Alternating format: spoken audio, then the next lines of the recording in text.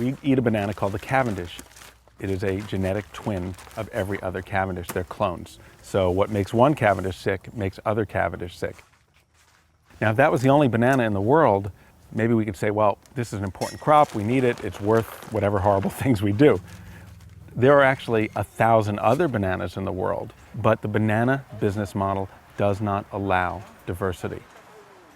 What I like to say is, imagine there's a pipe in Ecuador and it comes to your supermarket and it only fits this one kind of banana. You can't process 2 kinds of bananas in those banana factories because each banana requires such radically different processing that you only can have one banana in this banana supply chain. If you have more, your costs go up. You screw your business model. Author Dan Capel is someone who knows an awful lot about the banana. In fact, he kind of wrote the book on them. People are always amazed when I point this out, that apples, which are grown in the United States, very close to most people, cost double what bananas do. And that actually has been a stated part of the banana business model. We're going to sell the banana half the price of apples. It's not so much why do apples cost more, it's why do bananas cost less. And everything the banana industry does is about shaving those pennies off the costs. And that means they're going to use pesticides, which are cheaper than biological solutions. It means they're going to exploit people. It means they're going to harm the environment. It means they're going to prevent people from organizing. Every single penny they save is really important. This is a really low margin, high volume business. They can't afford to even have their costs go up by a penny a pound. It screws with everything, and that's been the case for 100 years. In 1899, a struggling railman in Central America partnered with the budding Boston Fruit Company to form the United Fruit Company. The goal? Make the banana the cheapest fruit in the USA. The scope of the company grew quickly and enormously. The company's reach was so ubiquitous that it became known throughout Central America as El Pulpo, or the octopus. United Fruit created a transport monopoly. If you wanted to move fruit overland, you did it with UFC. The company controlled shipping and all major ports in the region. Cheap land and cheaper labor were guaranteed by propping up repressive regimes. Radio networks ensured logistical efficiency and served as ready outlets for propaganda. Bananas son la vía para la democracia. Soon, everybody who was anybody owned United Fruit stock. And Washington quickly decided that what was good for bananas was good for the USA. UFC had entered every part of its workers' lives. And in December of 1928, in Colombia's Santa Marta Banana Zone, the workers had had enough and organized a strike.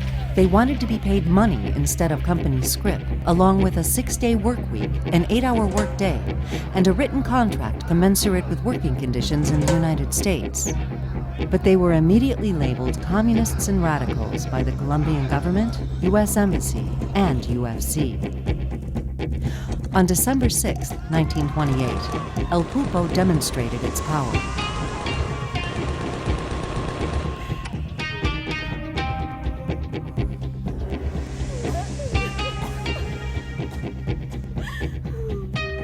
All of this was done with the full support of the U.S. State Department, as a Marine frigate observed the situation from the harbor. Jack, send this off to Washington. I have the honor to report that the Bogota representative of the United Fruit Company told me yesterday that the total number of strikers killed by the Colombian military exceeded 1,000.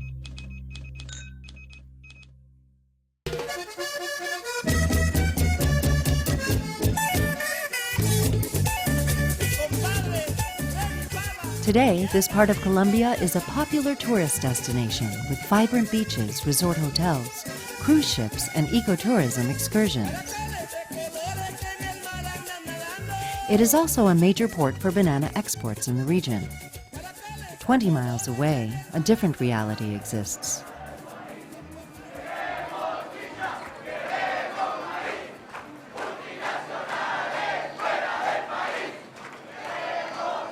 Se hablan de todas las víctimas del país, se hablan de las víctimas de Trujillo, se hablan de las víctimas del Chocó, se hablan de las víctimas del Meta, se hablan de las víctimas del Amazonas, pero nadie habla de las víctimas del Magdalena. Esa invisibilidad que aún nos tiene con miedo, esa invisibilidad que... Mi nombre es Edgardo Alemán Cabrera, soy el representante legal de la Fundación 6 de diciembre. Dentro del marco de la conmemoración de los 80 años de la masacre en Las Bananeras, lo que se quería era establecer un hilo conector entre los hechos que sucedieron hace 80 años y la tragedia que vivimos hoy los caribeños. Porque hace 80 años una multinacional bananera, United Fruit Company, asesinaron y masacraron a cientos de obreros bananeros y hoy 80 años después unas multinacionales bananeras financian con su dinero máquinas de guerra, financian con su dinero ejércitos privados, asesinan a nuestros campesinos, los señalan, los estigmatizan, los condenan, los destierran, los desplazan.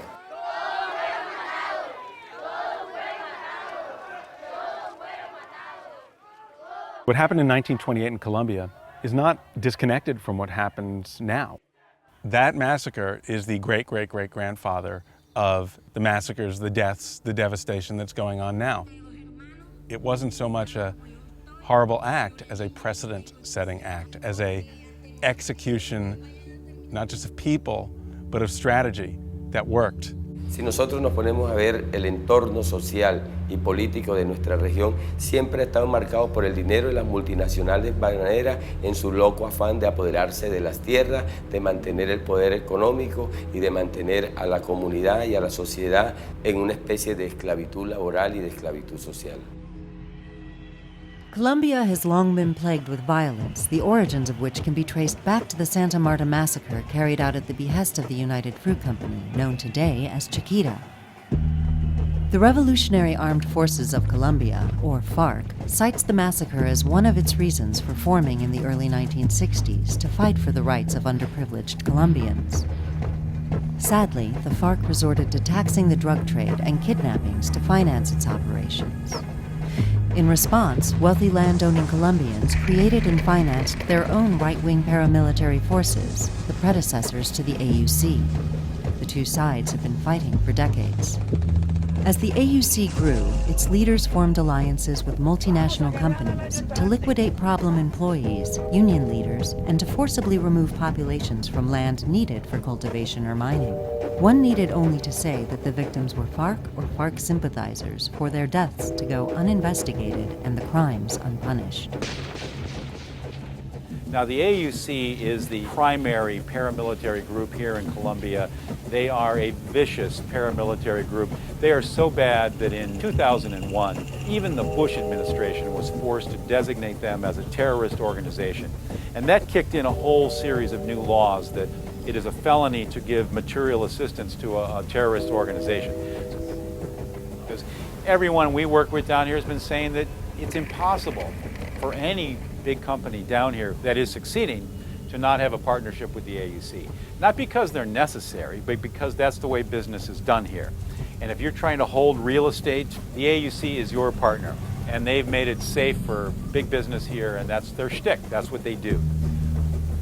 Typically, what the AUC did is they would come to a village that had been under FARC or other guerrilla group control, and they would line up the men of the village and ask them what information they had. If the folks wouldn't give them information, they would kill them for holding back information. If they knew anything at all, then that made them a collaborator. The stories that we've heard are that they would come in and kill 20, 30, 40 people at a crack.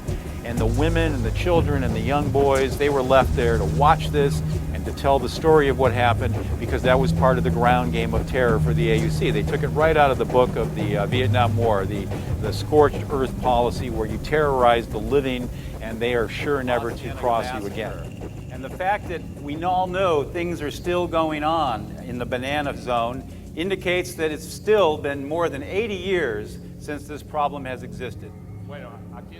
Terry Collingsworth is an American lawyer who has been fighting some of those cases in U.S. courts using the Alien Tort Statute. Well, the Alien Tort Statute was passed in 1789 by the very first Congress. It allows you to sue for violations of the law of nations and you have jurisdiction in U.S. courts for human rights violations.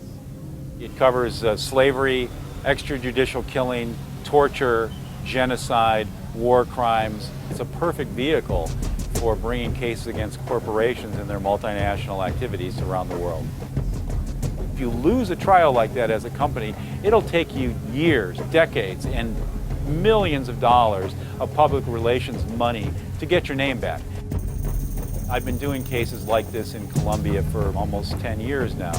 But what was unique about Chiquita is that there were rumors that they had a very strong relationship with the AUC. And then suddenly the story broke that one of their members of their board of directors had gone to the U.S. Justice Department and confessed with documents that the company had been paying the AUC since 1997.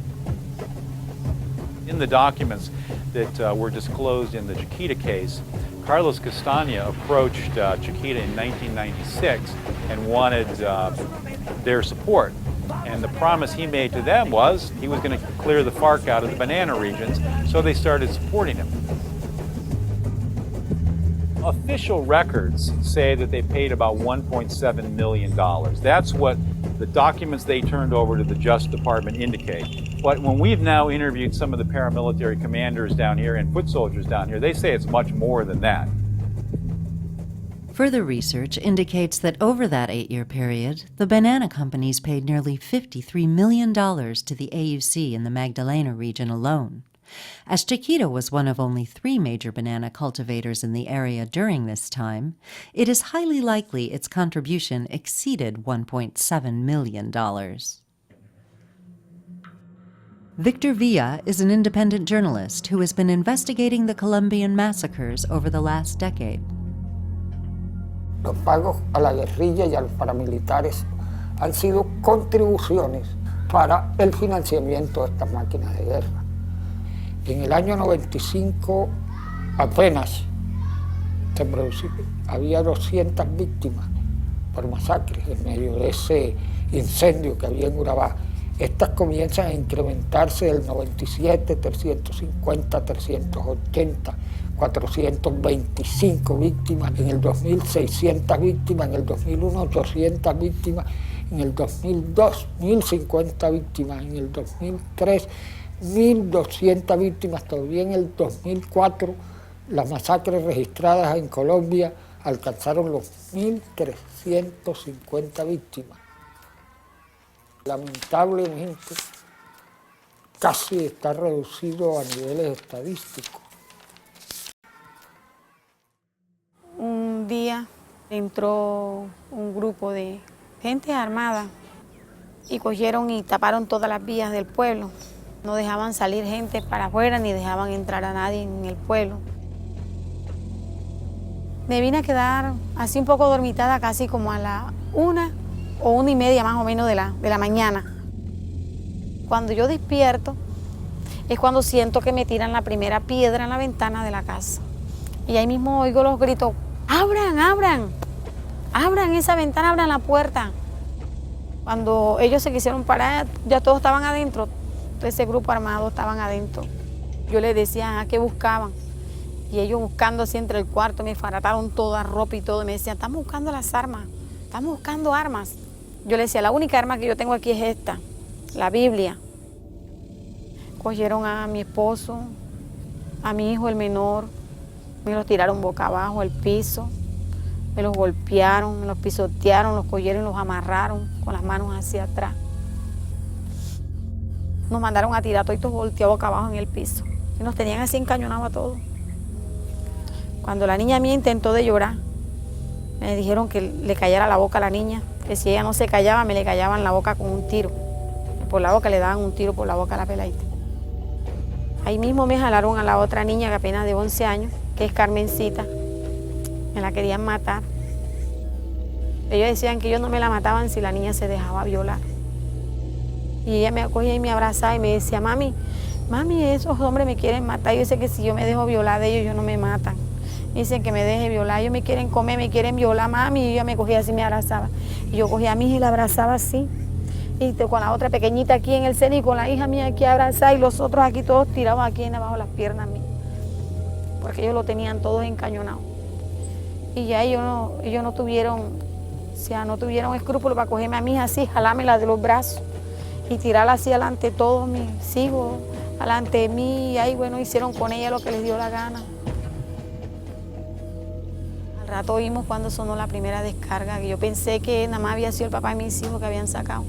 Y habían ido a la segunda calle donde vivía mi hijo mayor, lo sacaron a él también de la casa.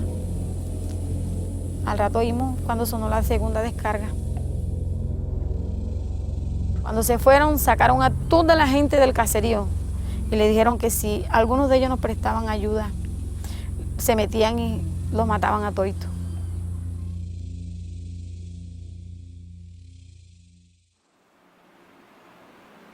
Me mueve mucho la tristeza que uno encuentra en esas comunidades que han sido golpeadas. Gente sin futuro, gente con una desesperanza latente, gente de mirada triste. Y usted llega hoy 10, 12 años después de que recibieron las tragedias y usted encuentra que hoy están más deprimidas todavía. While the people living in the banana-growing region suffered this cancerous violence, Chiquita and Dole prospered by virtue of relationships with the paramilitaries. Chiquita's records show that its payments to the AUC began in 1997. In 2001, Congress designated the AUC as a terrorist organization in the Patriot Act, but Chiquita continued to make payments. Chiquita clearly knew this was illegal. Their in-house lawyers said you can't do this. Chiquita was paying in checks. When the in-house lawyer said you can't do this, they switched the payments to cash. The lawyers then advised them, no, don't. Chiquita continued to make payments to this terrorist organization until 2004, when the U.S. Department of Justice finally ordered the company to stop. But two board members took the position that they should take the Justice Department on and continue to try to operate here in Colombia. Because why? In that same report, they indicate that this was their most profitable operation in the world. Chiquita's most profitable operation in the world was here. That explains the whole story. End of the story. Why were they doing this? The most profitable operation they had in the world. They were willing to pay a terrorist organization that killed people to be able to keep that going. President Obama's Attorney General, Eric Holder, was with the Washington law firm Covington & Burling when he helped negotiate a plea bargain with the Department of Justice. The plea bargain in the Chiquita case was that Chiquita would pay $25 million across 5 years, interest-free, and that none of the specific board members who were direct participants in this crime, it is a federal crime, a felony to pay a terrorist organization. They were participants in that, and they were allowed to plead anonymously, that their names were never part of the case in the Justice Department. Who knows what happens to that money when it goes into the Justice Department, but one thing for sure is that it doesn't come back to help the victims of the crimes. Chiquita's general counsel, James Thompson, made a statement to the press after the plea bargain was made public. The payments made by the company at all times were motivated by the company's good faith desire and concern for the safety of all of its employees. Nevertheless, we also recognized our obligation to disclose the facts and circumstances of this admittedly difficult situation to the United States government and the Department of Justice. Chiquita's public defense was that it was a victim of extortion by the AUC. Chiquita claimed the payments were made to ensure the protection of its banana workers in Colombia. But who was really being protected? The view of who is a banana worker when you use the verb to protect has always been rather perverse. The banana worker, as most people would see it, is a guy in a plantation with a machete or a woman in a packing house. And these are not the people who are being protected by this protection money.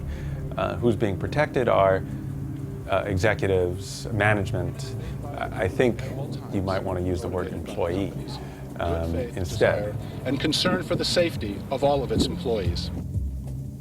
When Chiquita was fined in Colombia, what shocked me was the way it reacted. It painted this picture of, we did a bad thing. We didn't really know we were doing a bad thing.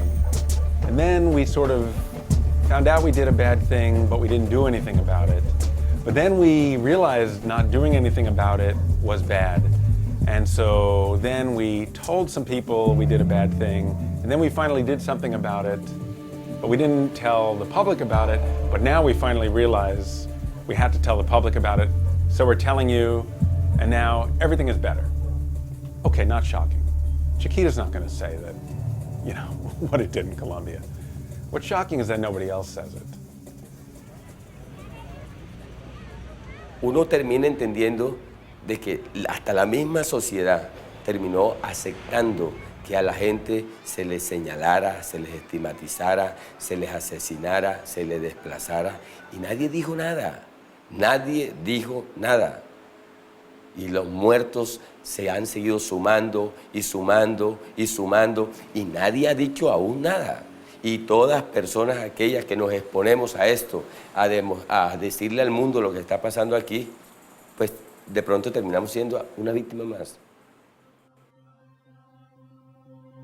While political violence and labor suppression has long been part of the strategy used by banana companies, another, more insidious form of violence chokes the lives of those working in the production of the fruit.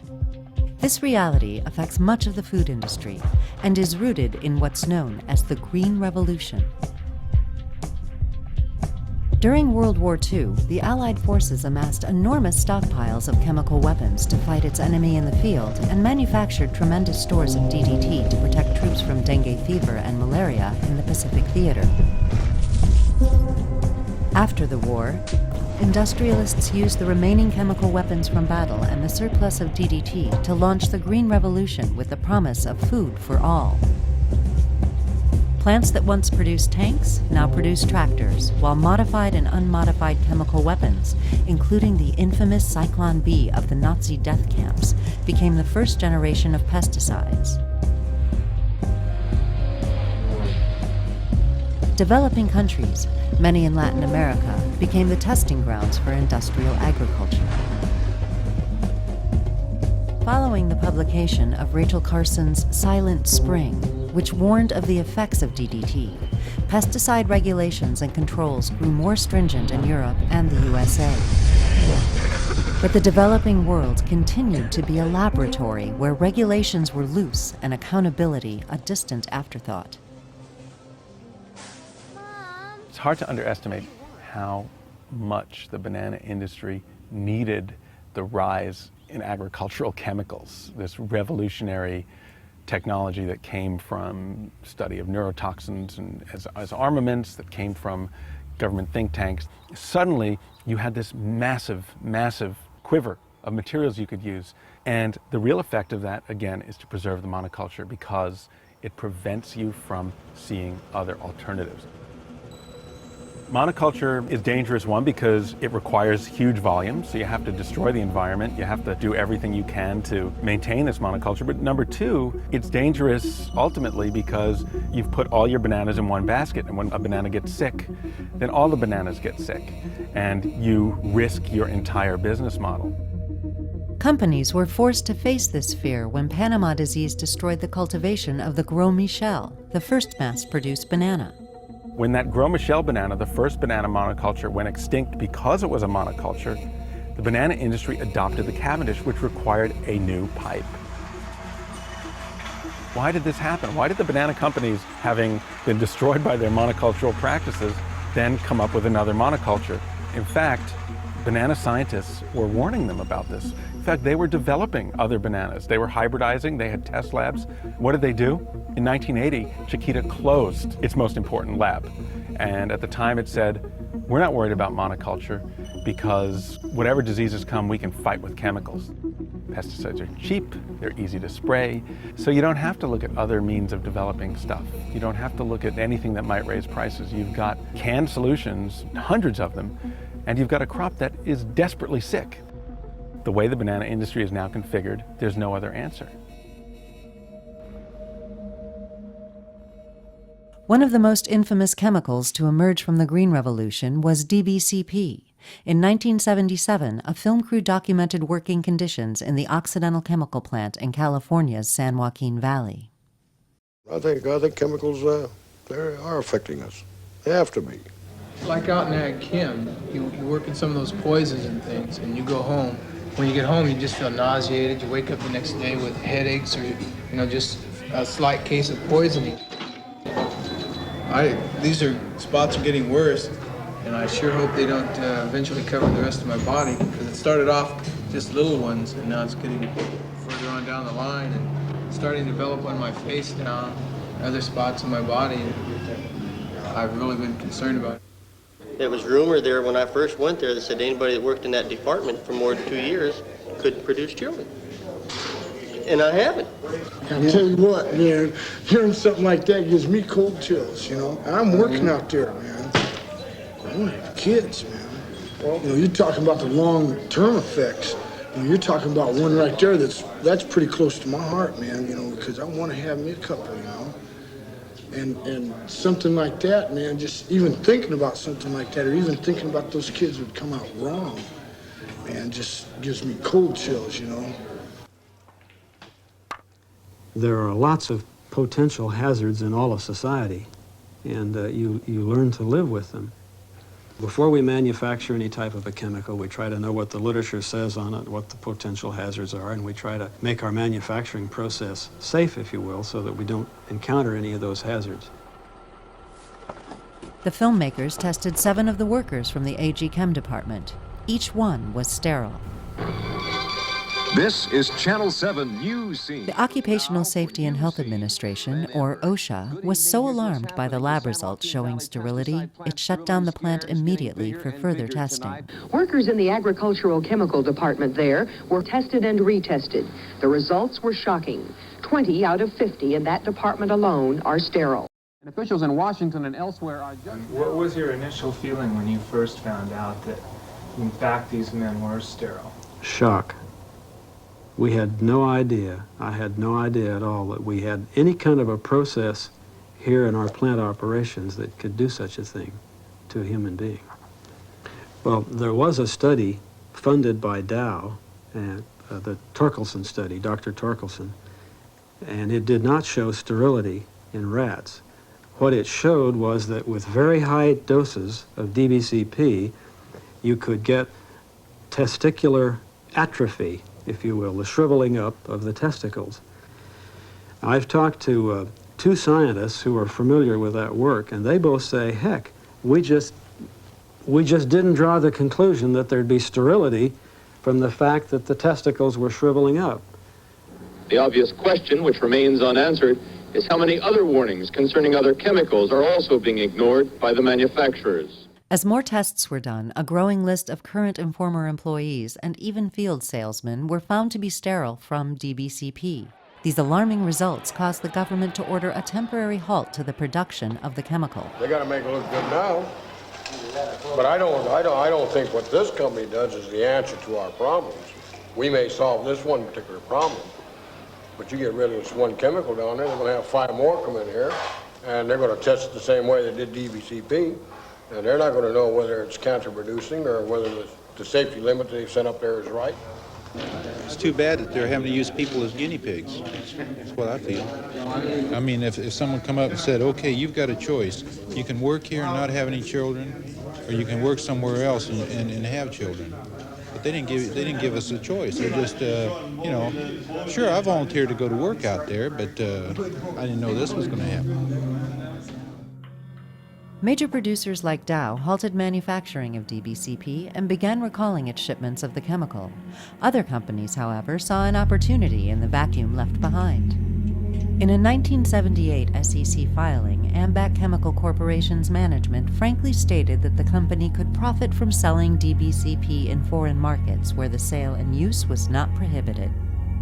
Occidental Chemical took a similar approach, concluding that if the potential for profit outweighed the fallout of health effects and litigation, the project should be considered further. When Dow Chemical informed its customer, Standard Fruit Company, now known as Dole, of its plan to stop sales of DBCP, Dole threatened to sue Dow for breach of contract. Dole then offered Dow an indemnity agreement, protecting the chemical company from future claims of injuries resulting from DBCP use in its Latin American markets. Dow shipped 500,000 gallons of DBCP to Dole, much of it reclaimed from other users. Dole then used the chemical in its banana plantations throughout Latin America, without informing workers of the increased risk. The workers were also inadequately protected, as many of them either applied it by hand or were drenched by DBCP-laden water from giant sprinklers. Yo entré de 16 años de edad a trabajar a la bananera. Ya cuando llevé un buen tiempo ya me mandaron con una bomba, la mochila esa que le abandono aquí tirando rando. No los daban protección de ninguna manera. Decían, vaya a la bodega, busque guantes y nunca había nada. Así la bebíamos, nosotros no sabíamos que podía tener productos ni nada. No le digo que cuando nos agarraba la tarde, que nos citaban para el embarque a las 11, 12 de la noche, allí lo bañábamos en el riego. Y allí iba atomizado el pesticida. Nunca creí yo que iba a quedar estéril.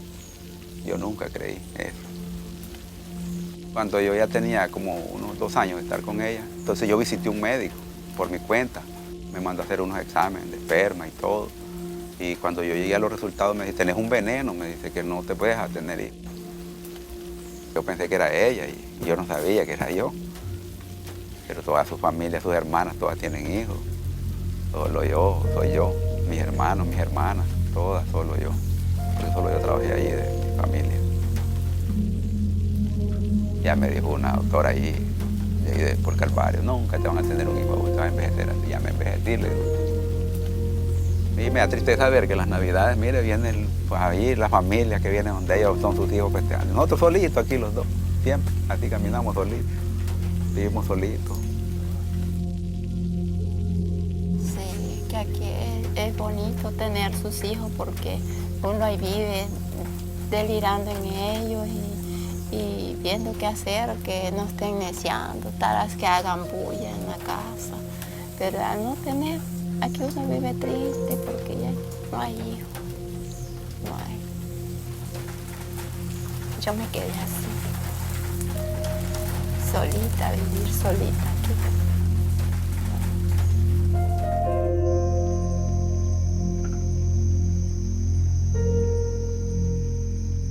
Isla Doro sought justice through one of several lawsuits that continues to drag on today. De que vamos a seguir luchando juntos, vamos a arrancar esta carreta juntos y confiemos en el doctor Juan José Domínguez, que no estamos lejos cuando vamos a ver el gran pencazo que le van a pegar a estas transnacionales y tienen que pagarlos porque aquí los han venido a matar. Los han venido a anunciar la muerte. Other workers lacked faith in representation by attorneys and put their trust in labor leader Victorino Espinales. He organized a protest, camping for years in front of Nicaragua's National Assembly, demanding justice not from the companies, but from the Nicaraguan government. En acción. Buenos días a todos. Bueno, hoy vamos a iniciar una nueva modalidad de protesta en contra del gobierno de la República de Nicaragua. Esta lucha es para los que saben defender los derechos y nosotros estamos siendo pisoteados en nuestros derechos. Esa es la causa por la que vamos a las calles. Yo creo que los compañeros que me siguen a mí en esta lucha todavía están convencidos de que hay hombres honestos en este país y hay hombres que tienen amor por el pueblo. Yo realmente tengo un gran amor por el pueblo y este es mi pueblo más inmediato porque son los que trabajaron conmigo, son los que sufrieron conmigo las grandes consecuencias de los grandes pesos del trabajo. Cada nicaragüense tiene una sombra y mientras él esté haciendo cualquier cosa en contra del pueblo, esta sombra estarán en la contraparte de donde está él. Victorino Espinales le vendió la imagen y vendió la idea, como lo ha vendido a muchos periodistas, a muchos medios y a mucha gente en general, de que él es el máximo líder. Victorino siempre ha dicho que él representa a más de 20.000 afectados del Magón, lo cual no es falso. Entonces él ha perdido la lucha social y ha emprendido una lucha política contra el gobierno. Y ese no es el objetivo de los afectados. El objetivo es presionar para una indemnización justa a través de los juicios. Workers at the camp were stuck between following a leader who was later found to be working with defendants Dole and Shell to derail plaintiff cases, and their lawyers whose lawsuits continued on interminably. For years, these men were left to wait and tell their stories to whoever passed their camp. Me di cuenta cuando yo tuve relaciones con la primera mujer y no la pude embarazar. Entonces, de allí fui y pagué una clínica privada y salí estéril. Después, cuando empezamos a pelear este caso que llevamos del Emagón, lo mismo que me dijeron en la privada, no puedo ponerlo. Con el tiempo, agarrando la vejez, y allí es donde le sirven los hijos a uno.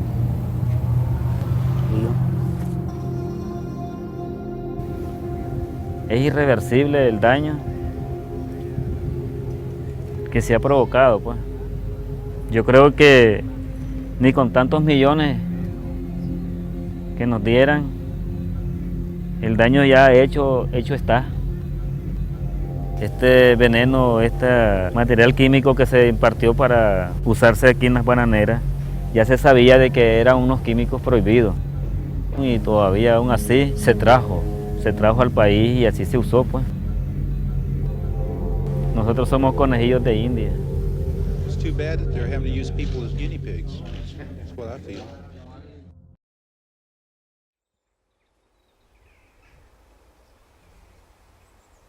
Black sigatoka, one of the pests that threatened the first clone monoculture, the Gros Michel banana, is back and more aggressive than ever. Ecuador, the world's largest banana exporter, has become the front line in the battle to save the banana industry from its old foe.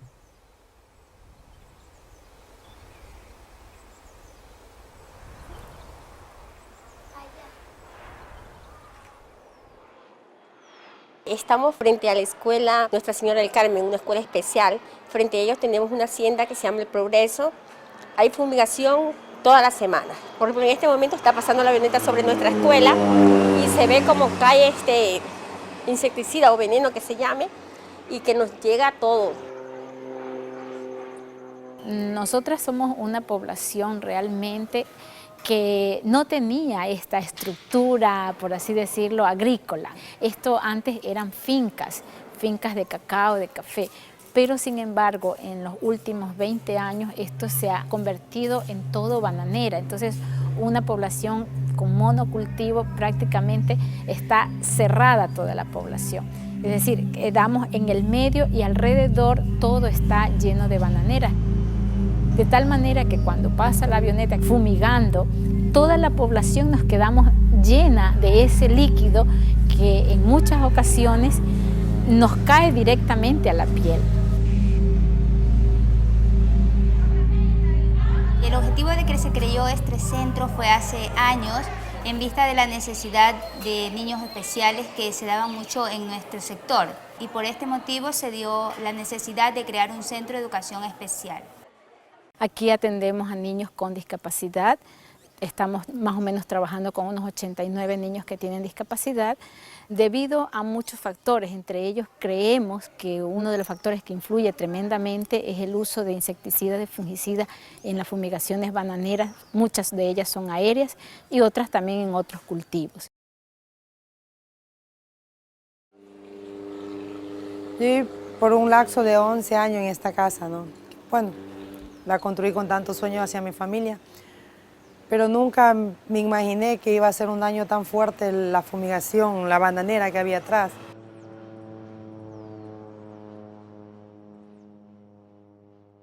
Mi hija supuestamente nació normal, ¿no?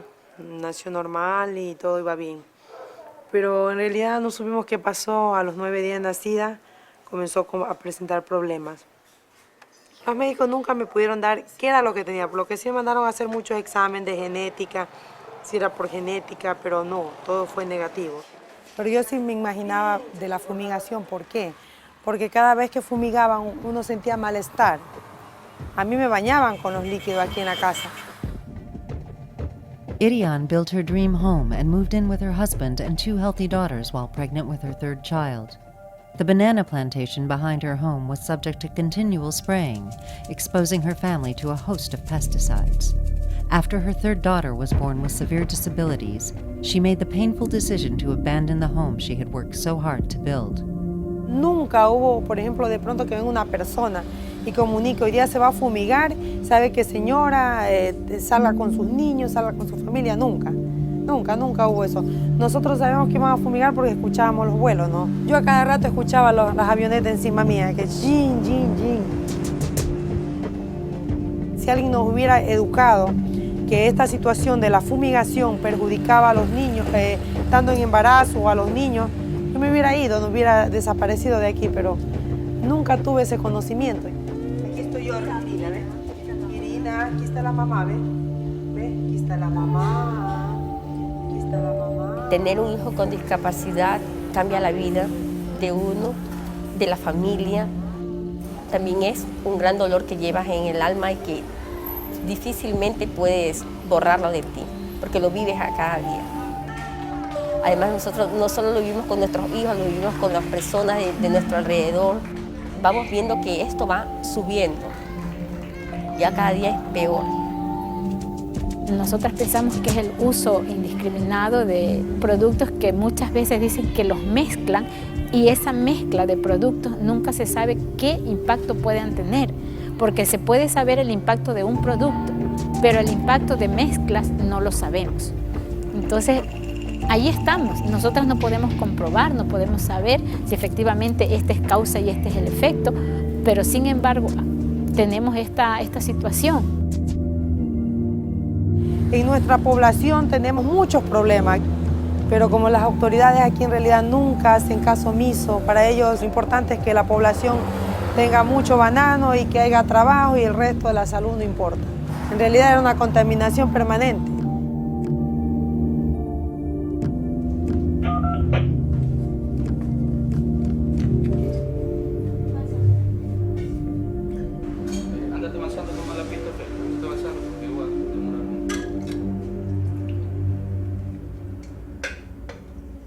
Ella nació presentando un problema con los dedos.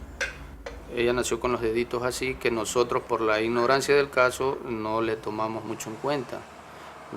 Nunca los médicos también cuando la valoraron supieron manifestar de que era un síntoma de algún problema grave que se nos venía a futuro. Cuando más o menos tenía unos 4 meses de edad, ella empezó a presentar el problema. Le empezaron fiebres bien altas, empezaban las convulsiones, hasta cuando se le dio el problema de la parálisis cerebral. Con todos los análisis, exámenes que se le hizo a la niña, los resultados arrojaron de que eran problemas neonatales. Siempre cuando valoran a la niña, ellos lo primero que preguntan es la actividad de uno como padre, a qué nos dedicamos. Y cuando les menciono que trabajo en agroquímicos, lo único que hacen es mover la cabeza y dar a entender de que puede ser parte del problema. O sea, porque no hacen mayor comentario del tema, ¿no? Hay una pista de aterrizaje donde hacen base varias compañías de fumigación aquí cerca. Como lo habrán escuchado, los aviones despegan a cada momento, aterrizan y despegan aquí.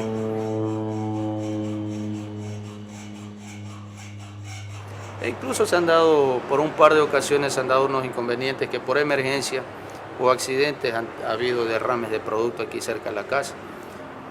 En una ocasión la niña estaba afuera tomando el sol de la mañana con la mamá y hubo una emergencia que le cayó a la niña también parte del producto. El clima amaneció bueno por allá, ¿no? Yo tengo más o menos desde el año 92 tratando directamente con agroquímicos. Todo lo que corresponde a fumigación aérea, ¿no? Desde monitoreos en el campo. Mi función ahí es de jefe del departamento técnico.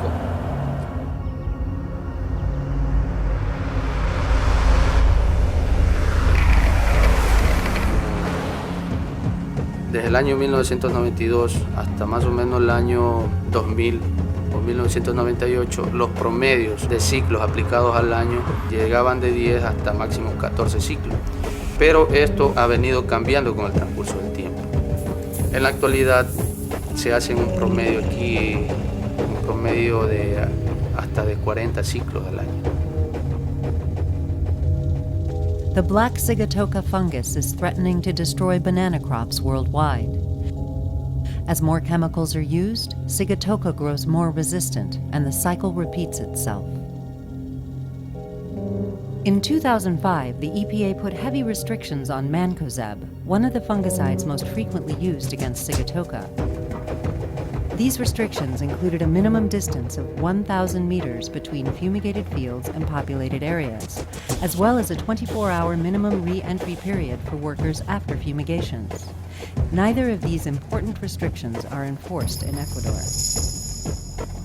El mancozeb, al ingresar al organismo por la respiración o por la piel, produce una disminución de la acetilcolinesterasa, que juega un papel en el equilibrio del funcionamiento del sistema nervioso.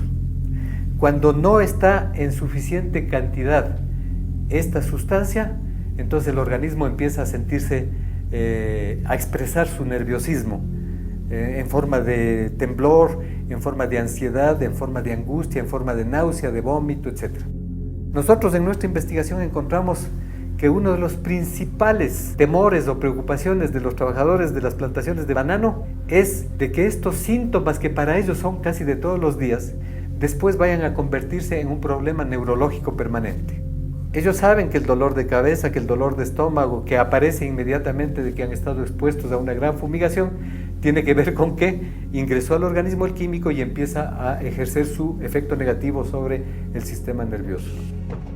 En el Ecuador los pilotos nos han contado de que pierden el control, hay un oscurecimiento de su conciencia en momentos, y hay momentos en que ellos realmente se han sentido pero desesperados por no saber cómo controlar las naves.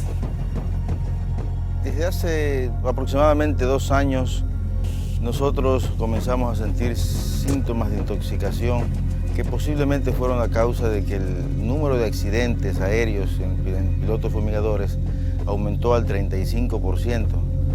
Y justamente o coincidentemente en esa época el uso del mancozeb se triplicó aquí en el Ecuador. Esto fue por recomendación de CropLife, porque el usar mancozeb, decían ellos o dicen ellos, evita la resistencia a los fungicidas.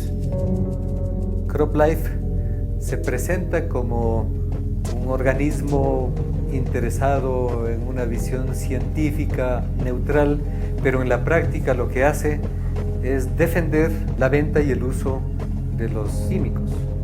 Yo creo que para las grandes compañías las plagas son yo creo que se festeja la multiplicación de las plagas, porque la presencia de plagas justifica el uso del producto. El Comité de Acción contra la Resistencia a los Fungicidas, FRAC, que es un organismo técnico de CropLife, fue el que precisamente, presentándose como una institución aparentemente sin fines de lucro y con espíritu puramente técnico, ¿no? Pero estaba formado por miembros de Syngenta, de Bayer, de BASF, de Dow, y la posición de ellos fue que se recomienda usar el mancozeb todo el año en las aplicaciones en combinación con otros fungicidas. De toda la campaña de aplicaciones de fungicidas que se hacen para el control de sigatoka negra, tenemos toda una gama de moléculas aplicadas ahí, ¿no? Dentro de ellas están los triazoles, las morfolinas, están las estrobilurinas. Entonces, no estos fungicidas se aplican siempre solos, pues siempre se los aplica en mezcla, ¿no? Justamente por las recomendaciones, como lo había dicho antes, recomendaciones del FRAC, ¿no? El FRAC, bueno, según sus ensayos, sus investigaciones, determinó de que ya una molécula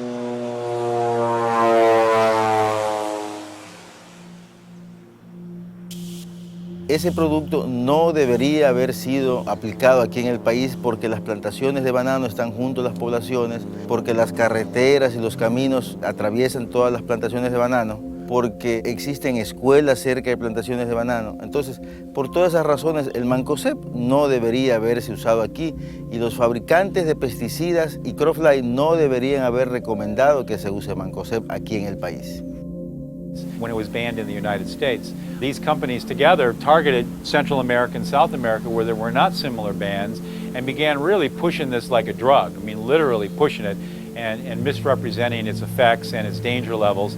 And then even after the EPA issued its new guidelines, there was no new information distributed in Ecuador, and the companies continued to push this as the miracle savior of the banana industry. Me da la impresión a mí de que ellos tienen una especie de dogma metido en la cabeza, que no es sino un dogma para defender su posición de que hay que seguir utilizando el Mancozeb. Sin embargo, esa posición yo la contrasto con la opinión de otros. Hay productores de banano orgánico que manifiestan que se puede controlar muy bien los hongos del banano con técnicas biológicas, con mejores cuidados a las plantas, etcétera, ¿no? La cigatoca negra no es una cosa aislada, es parte de un efecto cadena de un cultivo. Si la planta tiene una buena nutrición, si la planta, las condiciones del medio donde ella está, se las ha respetado, la planta tiene capacidad definitivamente de defenderse, ya sea por medios propios, vía nutrición, o ya sea por antagonismo, o sea, microorganismos antagónicos de la Mycopharela fijensis, que es el hongo de la cigatoca negra.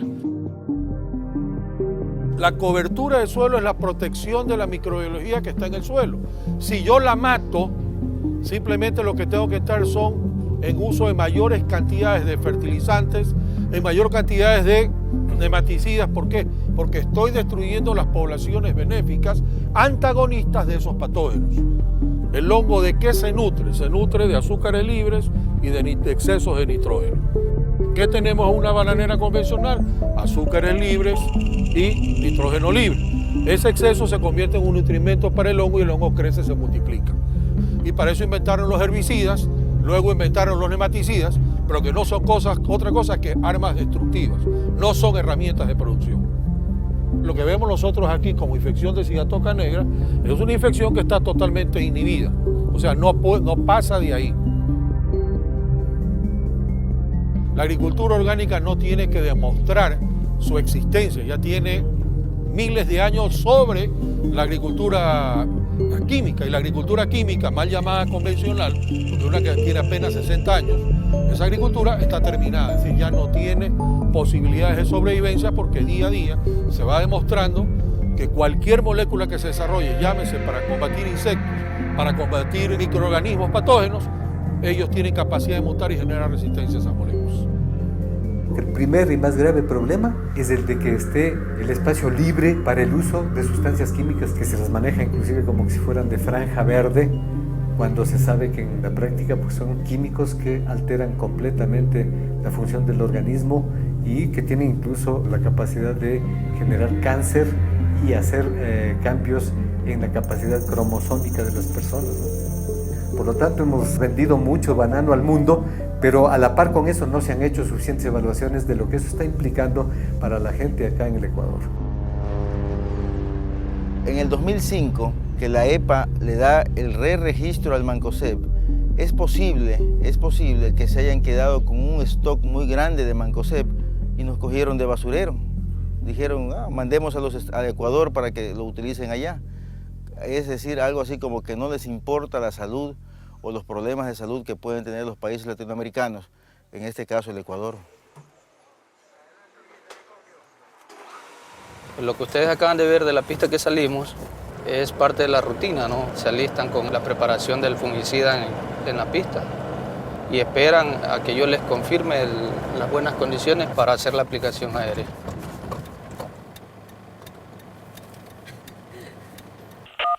Alfa 4, adelante. Para cargarle. Sí, confirmado. Proceda con las recomendaciones indicadas ahí al capitán.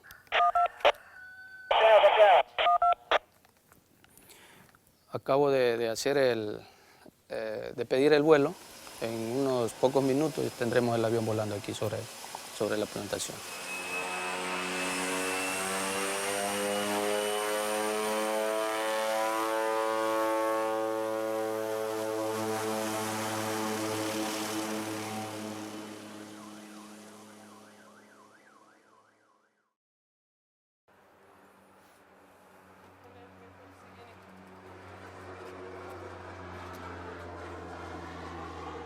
Lamentablemente en esta finca que estamos no tenemos un mirador, que es una área mucho más alta del follaje. Entonces muchas veces mientras está volando el avión uno está tratando de ir monitoreando o percatándose de las áreas que puedan quedar con problemas de cobertura. Después de la aplicación, toda la zona acá debajo igual queda contaminada del producto. Esto se ve a menudo, a frecuencia, en las bananeras, de que hay familias que viven cerca, ¿no? Obviamente, cuando se hace la aplicación, van a recibir algo de producto ellos ahí. Hay muchos productores de que se tratan de apegar a las indicaciones o recomendaciones que da la etiqueta, en este caso el producto, ¿no? Pero asimismo tenemos productores de que por desconocimiento muchas veces no le dan las precauciones del caso y no miden las consecuencias de los resultados que puede traer este producto siendo mal aplicado. Este es un producto que si le cae en este momento la fumigación a un río, a lo mejor no va a presentar un problema al momento. Quién sabe, de pronto una contaminación a futuro, ¿no? El pescado ya está cogiendo también, está siendo contaminado por los productos. No solamente por este, sino por todos los productos que se aplican en las bananeras.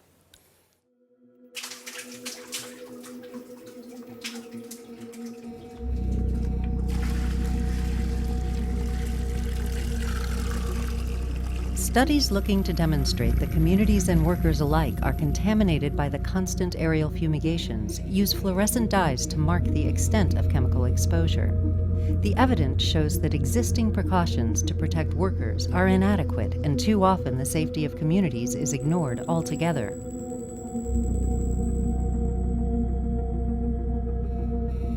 Workers in the banana zone also suffer from disproportionately high numbers of liver failure, skin maladies, and chemical hypersensitivity, believed to be associated with their work with the chemical cocktails used to hold the banana plagues at bay. The existing science is still insufficient to know if the constant fumigations are causing birth defects and other health issues experienced by families and workers. More studies must be undertaken so families do not live in fear and continual stress with such important questions left unanswered. La ciencia no es neutral, como se pretende decir siempre. La ciencia, dependiendo de cuál es el interés, inclina la balanza hacia uno u otro lado. Es lógico que quienes están deseosos de defender sus intereses económicos, pues quieran reducir el campo de visión de los problemas de los químicos solamente al hecho del contacto directo, ¿sí? Dejando sin considerar todos los otros elementos del sistema de explotación que está implícito en la actividad laboral.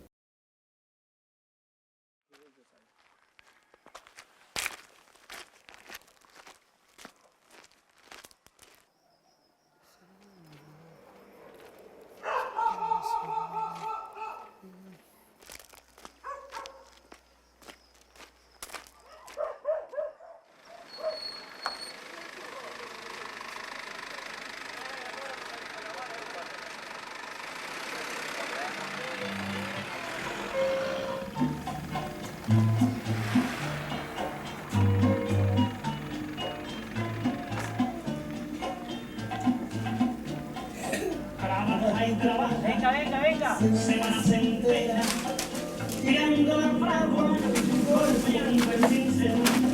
Hoy cumple 20 años, de la tarea, 20 años que llevo en el mismo taller. Aquí nosotros los pobres no tenemos apoyo de nadie.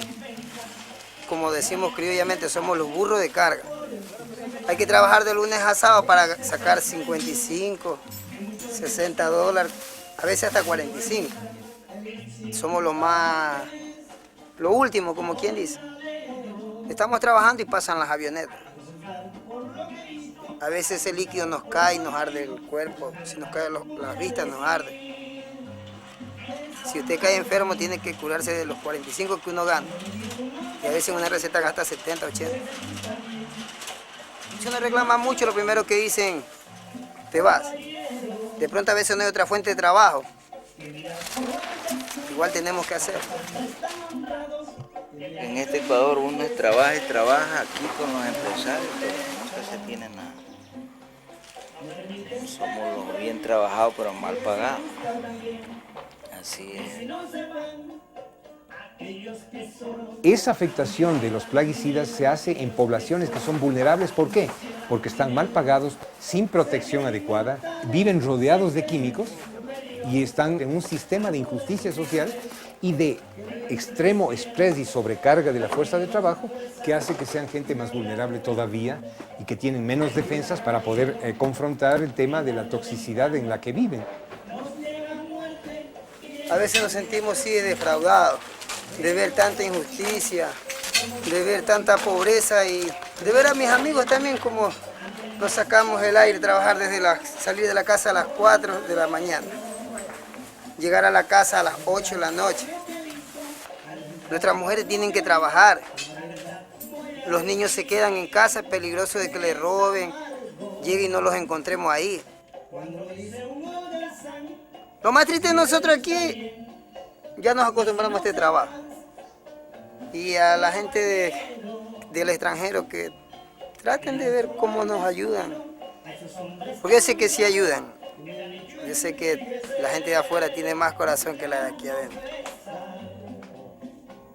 No termines este refrán, si les gusta bien, y si no te va.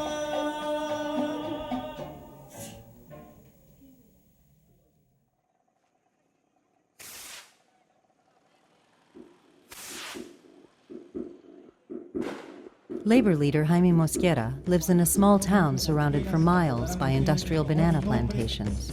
He helped form an independent union that has decided its people have suffered long enough. Tenemos 2-3 casos de estos aquí en nuestra asociación sobre las fumigaciones aéreas.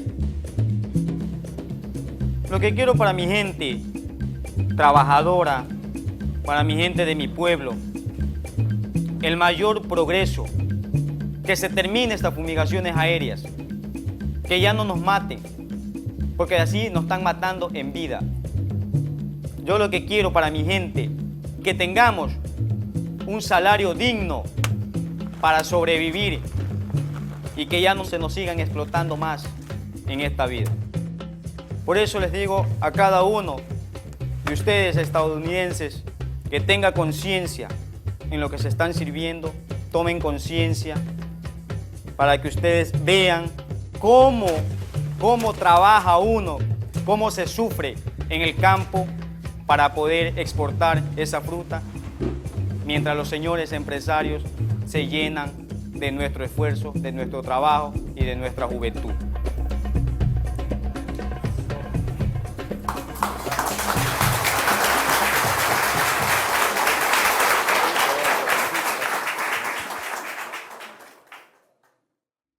Honestly, you cannot get involved in the reality of the banana world without getting really angry and wanting to do something.